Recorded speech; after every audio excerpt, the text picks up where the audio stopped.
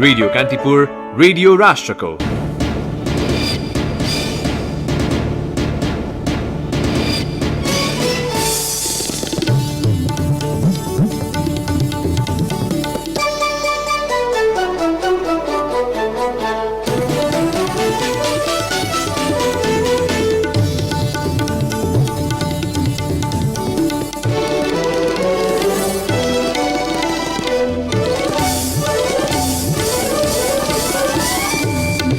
सरकारी प्रतिबद्धताका बावजुद उखुको भुक्तानी अझै नपाउँदा कृषकहरू संघीय राजधानीमा 7 चिनी उद्योगले किसानलाई 89 करोड़ तिर्न बाँकी। पीड़ित किसान भन्छन् यसपालि नगदमा सहमति गरेर मात्रै फर्कन्छौ। मानव विकास सूचकाङ्कमा सुधार भए पनि नेपालको स्थानमाथि उक्लन सकेन। फरक भौगोलिक, आर्थिक र सामाजिक अवस्थाको मानव विकासमा असमानताको खाडल गहिरिँदै। बालटार स्थित सरकारी जग्गा व्यक्तिको नाममा दर्ता गराउन भूमिका खेलेको आरोप लागेका अख्तियारका पूर्व प्रमुख बस्नेत पूर्व पक्षका लागि कारागार चलान थुनामा राखेर मुद्दा प्रक्रिया अघि बढाइने। कोरोनाका कारण मृत्यु हुनेको संख्या बढ्दै गएपछि जर्मनीमा क्रिसमसको समयमा कडा लकडाउन गरिने। र प्रिमियर लिग फुटबलमा शीर्ष स्थानका टोली लिभरपुल र टोटनह्याम बराबरीमा रोकिए। लालिगामा मेसीको गोलमा बार्साको जित। नमस्कार, कान्तिपुर डायरीका साथमा साथी प्रकाश र म प्रतीक्षा। समाचार अब विस्तारमा। कृषि प्रधान मानिएको देशका किसान ओखुको भुक्तानी माग्न चिसो झेल्दै संघीय राजधानी काठमाडौँ आएका छन्। किसानलाई राहत दिनुपर्ने सरकारले ओखुको भुक्तानी दिलाउन नसक्दा उनीहरू हिजो माइती घर मण्डलामा आक्रोश पोख्न बाध्य भए। पछिल्लो पटक जनही 800 रुपैयाँ भाडा बुझाएर सर्लाहीबाट रात्रि बस चढेर शनिबार बिहानै काठमाडौँ उत्रिएका उनीहरू हिजो दिनभर आन्दोलित बने। आन्दोलित ओखु किसानहरूले बोकेको ब्यानरले सबैलाई दैवज्ञराज न्यौपानेले लेखेको किसानको रहर कविता सम्झाइदिएको थियो। घाँटीमा गम्छा भिरेका देहाती ओखु किसानले बोकेको ब्यानरमा न्यौपानेकै कविताको संशोधित अंश लेखिएको थियो। सानो छ खेत, सानो छ बारी, सानै छ जहान, सानो छ देश, ठूलो छ सरकार, अटेन किसान। संघर्ष समितिका अध्यक्ष रामस्वार्थ रायले कविताको भाव विस्तृतमा बुझाए झैं गरी भन्नुभयो, 2/3 सरकारले पनि हाम्रो माग सम्बोधन गरेन, त्यही भएर यस्तो लेखेका हौं। गत कार्तिकमा कोरोना महामारीका बीच उखु किसान संघर्ष समितिका अध्यक्ष रामस्वार्थ 2 दर्जन भन्दा धेरै उखु किसानको साथमा काठमाडौँ आउनु भएको थियो। हिजो माइतीघरमा आयोजित उखु किसानको आन्दोलनमा उहाँले नारा लगाइरहनु भएको थियो। उहाँले भन्नुभयो, अब त काठमाडौँको चिसो धेरै बढेछ, तर हाम्रो माग पूरा नगरेर सरकारले हामीलाई चिसो खान काठमाडौँ बोलाइ झैं भएको छ। 4-5 वर्ष अघि करिब 1 दर्जन चिनी उद्योगीलाई बेचेको उखुको पैसा पाउनुपर्ने माग राख्दै 2076 वैशाख 31 यता मध्य मधेस र नवलपरासीका उखु किसान निरन्तर आन्दोलित रहेका छन्। पछिल्लो 1 वर्षमा आफ्ना माग राखेर काठमाडौँ धाउने र उधारो सहमति गरेर देहात फर्कने उनीहरूको क्रम दोहोरिरहेको छ, जुन यस पालाको आन्दोलनपछि तोडिने उनीहरूको आशा छ। गत वर्ष पौष 18 गते उद्योग वाणिज्य तथा आपूर्ति मन्त्रालयको समन्वयमा चीनी मिल र किसानहरू बीच सम्झौता भएको थियो। सो सम्झौताको भाका नागेपछि गत चैत्रमा नै उखु किसानहरू अनसन बस्ने र उधारो सम्झौता कार्यान्वयन गराउने भन्दै काठमाडौँ आएका थिए। त्यति बेला कोरोना संक्रमणका कारण देशव्यापी लकडाउन हुने भएपछि उनीहरू आन्दोलनका कार्यक्रम स्थगित गरी गाउँ फर्किएका थिए। उखु किसान संघर्ष समितिका अनुसार 2070 देखि 2076 सालसम्म मध्य मधेस र नवलपरासी सहितका 20,000 भन्दा धेरै किसानले बेचेको उखुको मूल्य पाएका छैनन्। उद्योग तथा वाणिज्य मन्त्रालयका अनुसार 89 करोड़ भन्दा धेरै रकम 7वटा चिनी उद्योगीले किसानहरूलाई भुक्तानी गरेका छैनन्।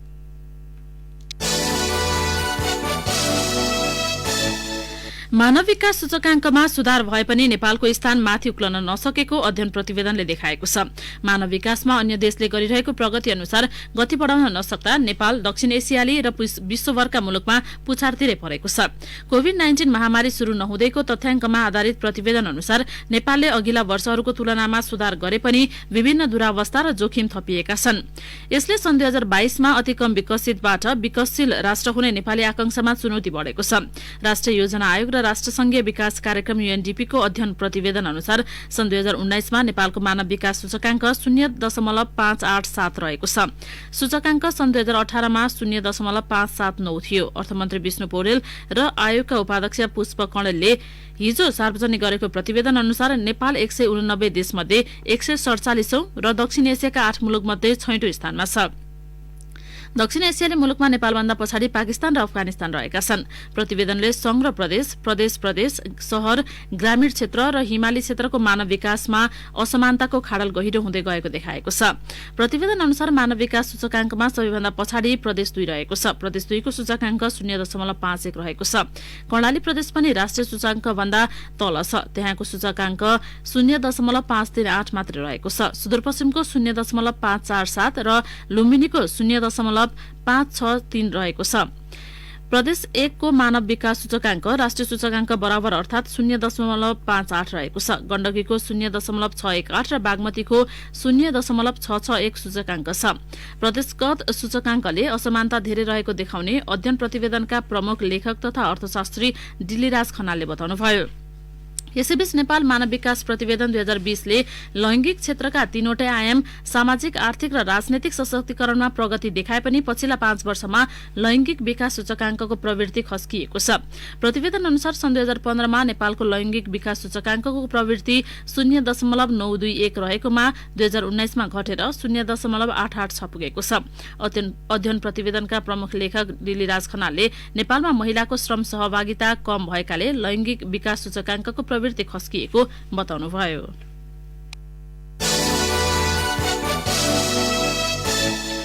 बालुवाटार स्थित सरकारी जग्गा व्यक्तिका नाममा दर्ता गराउन भूमिका खेलेको आरोप लागेका अख्तियार दुरूपयोग अनुसन्धान आयोगका पूर्व प्रमुख दीप बस्नेतलाई थुनुवाका रूपमा दिल्ली बजार स्थित कारागार चलान गरिएको छ। विशेष अदालतले थुनामा राखेर मुद्दाको प्रक्रिया अघि बढाउन आदेश दिएपछि उनलाई कारागार लगिएको हो। अदालतको प्रारम्भिक सुनवाईमै हुन सक्ने दण्ड र सजायलाई दृष्टिगत गरी बस्नेतलाई थुनामा राख्न आदेश जारी भएको विशेष अदालतका प्रवक्ता एवं उप रजिस्ट्रार पुष्पराज पाण्डेले जानकारी दिनुभयो। अख्तियारको आयुक्तमा 2072 चैत्र 19 गते नियुक्त भएका बस्नेत 2074 जेठ 8 मा प्रमुख आयुक्त बनेका थिए। उहाँले 2074 माघ 28 गते अवकाश पाएका थिए। अख्तियारका पूर्व पदाधिकारीहरू भ्रष्टाचारको आरोपमा एक रात पनि थुनामा परेका थिएनन्। यसअघि घुस लिएको आरोपमा पूर्व आयुक्त राजनारायण पाठक विरुद्ध चलेको भ्रष्टाचार मुद्दा विशेष अदालतमा विचाराधीन छ। आफ्नै पूर्व प्रमुख विरुद्ध अख्तियारले चलाएको यो नै पहिलो मुद्दा हो।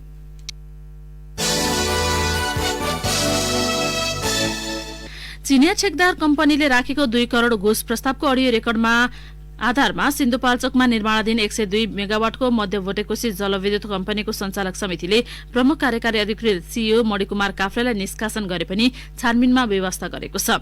अन्य व्यक्ति तानिने भएले घटना सार्वजनिक भएको 2 साता बित्दा पनि सञ्चालक समिति मौन बसेको आयोजनाकै अधिकारीहरू बताउँछन्।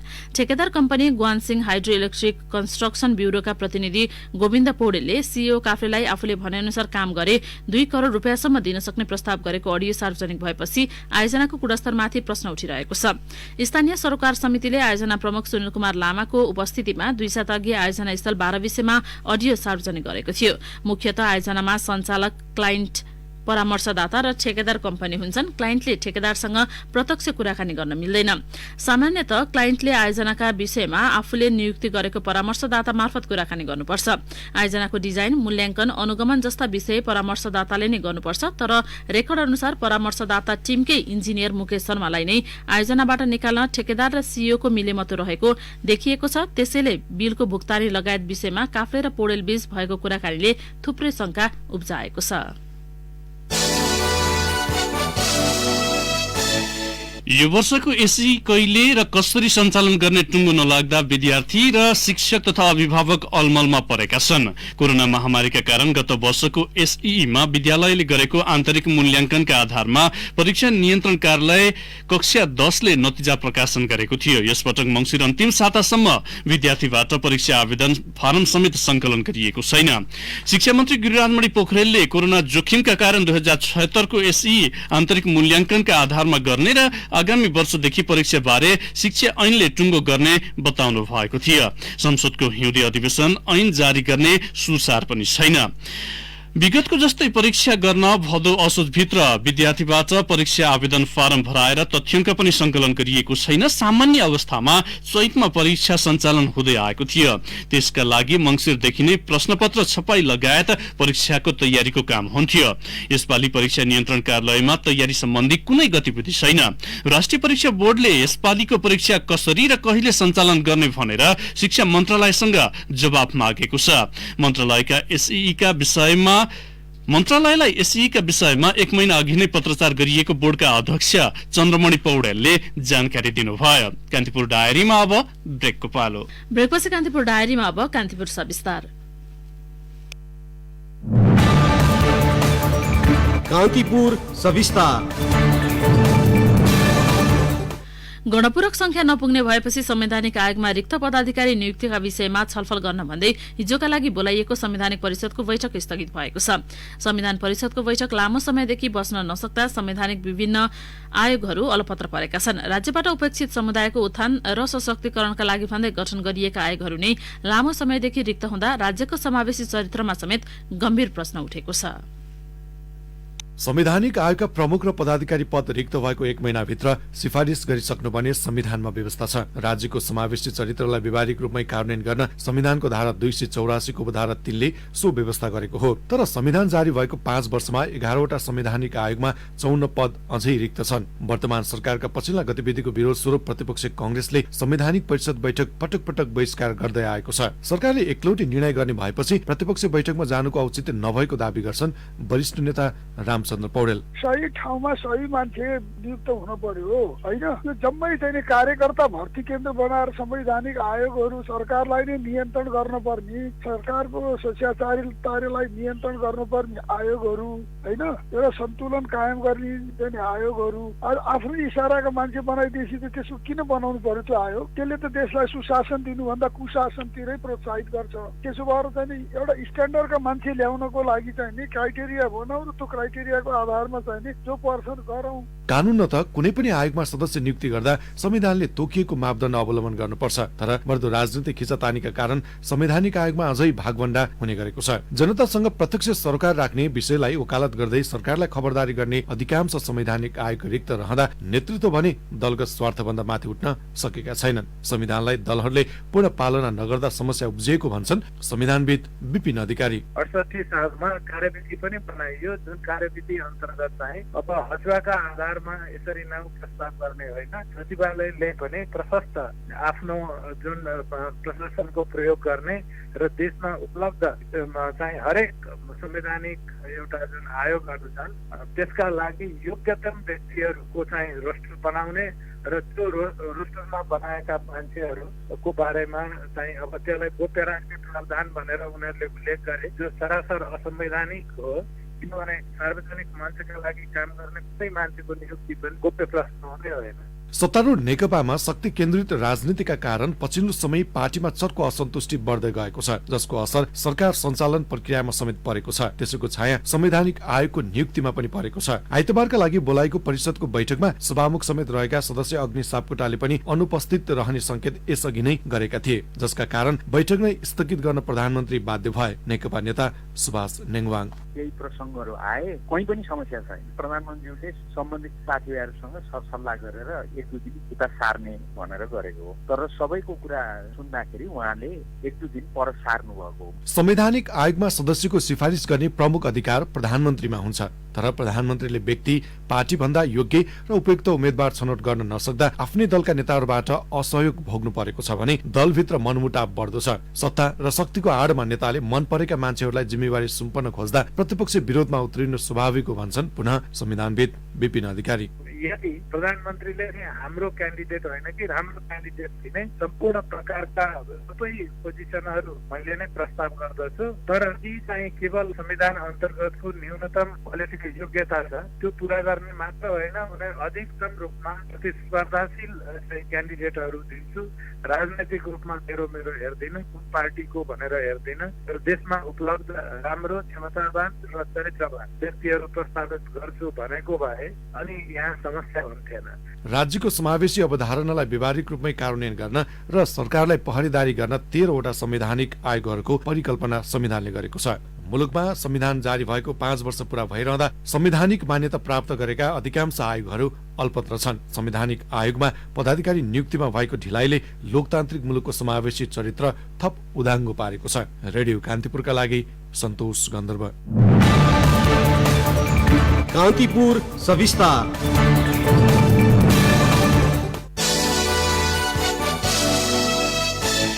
सत्तारूढ नेकपाको विवाद उत्कर्षमा पुगेको बेला थप 2 दिन नेताहरूले समय पाएका छन्। सहमतिको पहल गर्न भन्दै एक साता बैठक रोकेको भए पनि दुवै अध्यक्ष आफ्नो अडानमा रहेपछि बैठकबारे संशय पैदा भएको थियो। तर शनिबार साँझ र आइतबार बिहान स्थायी कमिटी सदस्यहरू शंकर पोखरेल र सुभाष नेमाङसँगको भेटमा अध्यक्ष पुष्पकमल दाहालले हिजो केन्द्रीय सदस्य मानसिंह लामाको निधनमा शोक प्रस्ताव पारित गर्ने र सहमतिका लागि थप छलफल गर्ने जनाउनु भएको थियो। त्यसपछि प्रधानमन्त्री समेत रहनुभएका अध्यक्ष केपी शर्मा ओली पनि बैठकमा सहभागी हुने वातावरण बनेको थियो।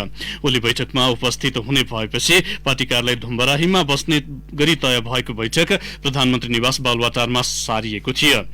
करिब 1 घण्टा बसेको बैठकले नेकपा नेता तथा पूर्व राजदूत लामाको निधनमा शोक प्रस्ताव पारित गरियो। त्यसअघि अध्यक्ष दाहालले लामा र प्रवक्ता नारायण काजी श्रेष्ठकी पूर्व स्वकीय सचिव सुसन कर्मचारी बीच भएको लेनदेनको विवादमा श्रेष्ठलाई समेत जोडिएको भन्दै भ्रममा नपर्न आग्रह गर्नु भएको थियो। कोभिड-19 संक्रमित बालबालिकामा multisystem inflammatory syndrome MIS-C भएको पाइएको छ। यो रोगले ज्यानै लिन सक्ने भएकाले सावधान रहन अभिभावक र चिकित्सकलाई बालरोग विशेषज्ञले सुझाव दिएका छन्। उनीहरूले बालबालिकालाई कोभिड संक्रमण हुन नदिनका लागि जनस्वास्थ्यका उपाय अपनाउन र संक्रमण भइहाले स्वास्थ्य संस्थामा तत्काल लगेर उपचार गराउन जोड दिएका छन्। विशेषज्ञका अनुसार MIS-C भएका बालबालिकाको शरीरमा विषाक्त तत्व उत्पन्न हुन थाल्छ र शरीरभरि फैलन्छ।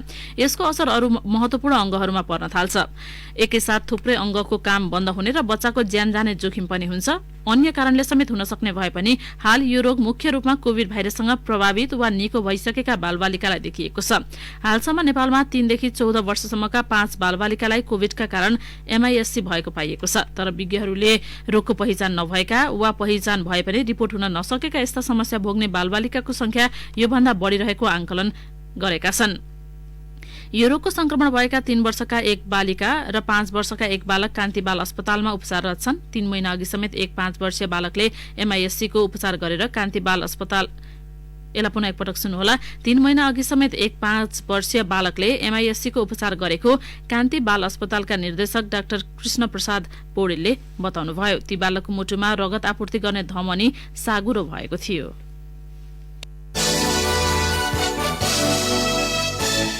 प्रमुख प्रतिपक्ष कांग्रेसले सड़कबाट सरकारको अलोकप्रियता देखाउन आजको देशव्यापी विरोधलाई शक्ति प्रदर्शनका रूपमा लिने भएको छ। पार्टी सभापति शेरबहादुर देउवाले कांग्रेसका सदस्य, समर्थक, शुभचिन्तक र सबै लोकतन्त्रवादीलाई सड़कमा आउन अपील गर्नुभयो। वरिष्ठ नेता रामचन्द्र पौडेल सहित केन्द्रीय तहका सबैजसो नेताहरूले सामाजिक सञ्जाल मार्फत र पार्टी प्रवक्ता विश्वप्रकाश शर्माले भिडियो सन्देश जारी गरेरै आम नागरिकलाई सड़कमा बोलाउनु भएको छ।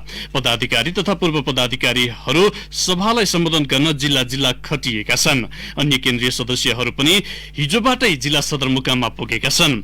नेताहरूले केपी ओली नेतृत्वको सरकारको अलोकप्रियता जाँच्नका लागि पनि कांग्रेसले व्यापक जनसहभागिता देखाएर शक्ति प्रदर्शन गर्न चाहेको उल्लेख गरेका छन्।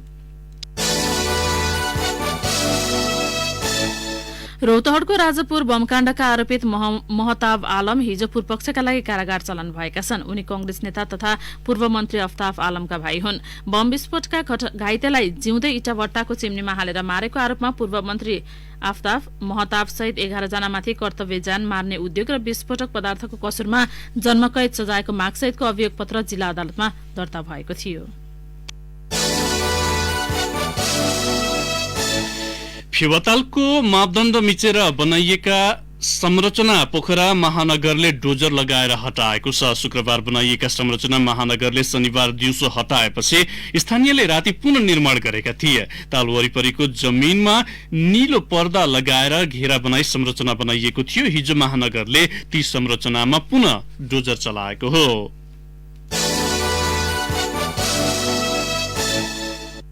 मकवानपुरको अधिकांश चेपाङ परिवारसँग पुस्तौंदेखि बसेको जग्गाको लाल पूर्जा पाउने टुङ्गो छैन, तर उनीहरूले चिउरीका रुखको भने पूर्जा पाउने भएका छन्। बागमती प्रदेश उद्योग पर्यटन वन तथा वातावरण मन्त्रालयले चेपाङ समुदायलाई चिउरीका रुखको पूर्जा दिने भएको हो। 2046 साल अघि पनि चेपाङहरूलाई जिल्ला वन कार्यालयले चिउरीका रुखको प्रमाणपत्र दिएको थियो। मन्त्रालयका सचिव सिन्धु प्रसाद ढुङ्गानाले भन्नुभयो, चेपाङ समुदायको संस्कृति र जीवनशैलीसँग जोडिएको चिउरीका रुखको स्थानीय सामुदायिक वनसँग समन्वय गरेर प्रमाणपत्र दिने तयारी गरेका छौं। कान्तिपुर डायरीमा पुनः ब्रेकको पालो। कान्तिपुर डायरीमा अब आर्थिक प्रसंग। धेरै नागरिकलाई कृषि बाहेकका सहुलियत कर्जा सुविधा प्रदान गर्न राष्ट्र बैंकको उद्देश्य रहे पनि गत असोजसम्म करिब 14,200 जनाले मात्र यस्तो सुविधा पाएका छन्। यो संख्या सो अवधिमा प्रभाव भएको कुल सहुलियत कर्जाको करिब 15.5% मात्र हो। ग्राहकलाई सहुलियत कर्जा बारे पर्याप्त जानकारी छैन, साथै कर्जा प्रवाहमा बैंक तथा वित्तीय संस्थाले चासो नदिँदा अपेक्षित रूपमा कर्जा प्रवाह नभएको हो। राष्ट्र बैंकका अनुसार गत असोजमा 41,600 जनाले कुल 72 अर्ब 46 करोड़ रुपैयाँ बराबरको सहुलियत कर्जा सुविधा प्राप्त गरेका थिए। अब अन्तर्राष्ट्रिय प्रसंग। कोरोना भाइरस संक्रमणका कारण मृत्यु हुनेको संख्या बढ्दै गएपछि जर्मनीमा क्रिसमस अवधिभर कड़ा लकडाउन गरिने भएको छ। आगामी 16 तारिकदेखि जनवरी 10 सम्म लकडाउन लगाउने तयारी भएको हो। सो अवधिमा विद्यालय लगायत अत्यावश्यक बाहेकका सेवाहरू बन्द गरिने बीबीसीले उल्लेख गरेको छ। क्रिसमसका अवसरमा किनमेलका कारण भएको भीड़भाड़ले संक्रमण बढेको चान्सलर एङ्गेला मर्केलले आरोप लगाउनु भएको छ। 16वटा राज्यका प्रमुखसँगको वार्ता पश्चात आकस्मिक रूपमा लकडाउनको घोषणा गरिएको चान्सलर मर्केलले बताउनुभयो। कान्तिपुर डायरीमा अब खेल प्रसंग। बार्सिलोनाले स्पेनिस ला लिगा फुटबलमा 5औं जित निकालेको छ। घरेलु मैदानमा गए राति लेभान्तेलाई 1-0 ले हराउँदै बार्साले तालिकामा सुधार गरेको हो। पहिलो हाफ गोलरहित बराबरीमा सकिएको खेलमा बार्सालाई जिताउन 76औं मिनेटमा लियोनल मेसीले गरेको गोल निर्णायक बन्यो।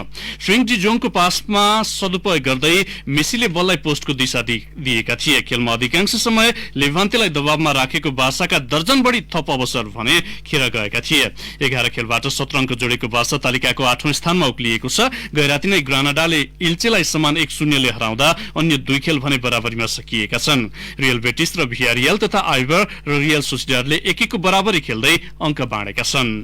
इंग्लिश प्रिमियर लीग फुटबल अन्तर्गत गैरातीका खेलमा लेस्टर सिटी, बर्नली र साउथह्याम्पटन विजयी भएका छन्। शीर्ष स्थानमा रहेका 2 टोली भने बराबरीमा रोकिएका छन्। लिभरपुल फुलह्यामसँग तथा टटनह्याम क्रिस्टल प्यालेससँग 1-1 को बराबरीमा रोकिएका हुन्। ब्राइटन एन्ड होभ एल्बियनलाई 3-0 ले हराउँदै लेस्टर तालिकाको तेस्रो स्थानमा उक्लिएको हो। जेम्स माडिसनले 2 तथा जेमी वर्डीले 1 गोल गर्दै लेस्टरलाई सहज जित दिलाए। 12 खेलबाट उसको 24 अङ्क भएको छ। शेफिल्ड युनाइटेडलाई समान 3-0 ले हराएको साउथह्याम्पटन 23 अङ्कमा तालिकाको 4थो स्थानमा पुगेको छ। आर्सेनल भने बर्नलीसँग 1-0 ले पराजित भयो। यो जितले बर्नलीलाई रेलिगेसन क्षेत्रबाट माथि पुर्याएको छ। अब मौसम सम्बन्धी जानकारी। काठमाडौँ उपत्यका सहित मुलुकका पहाड़ी भूभागमा सामान्य बदली रही बाँकी जिल्लामा मौसम सफा रहने जल तथा मौसम पूर्वानुमान महाशाखाले जनाएको छ। केही बेर अघि 5 डिग्री सेल्सियस मापन गरिएको काठमाडौँ उपत्यकाको अधिकतम तापक्रम आज 21 डिग्री सम्म पुग्नेछ। सूर्योदय बिहान 6:46 मिनटमा भयो भने सूर्यास्त भरे साँझ 5:11 मिनटमा हुनेछ। हस्त कान्तिपुर डायरीको यो बुलेटिन अहिलेलाई यही सकिन्छ। अहिले केही बेरमा प्रसारण हुने कार्यक्रम द हेडलाइनर्समा आज हामी नेपाली कांग्रेसले आज मुलुकभर गर्न लागेको विरोध सभाका बारेमा सोपाटीका सहमहामन्त्री डाक्टर प्रकाश शरण महतसँग कुराकानी गर्दैछौं। सुन्ने प्रयास गर्नुहोला। अहिले भने साथी प्रकाश र म प्रतीक्षा बिदा हुन्छौं। नमस्कार।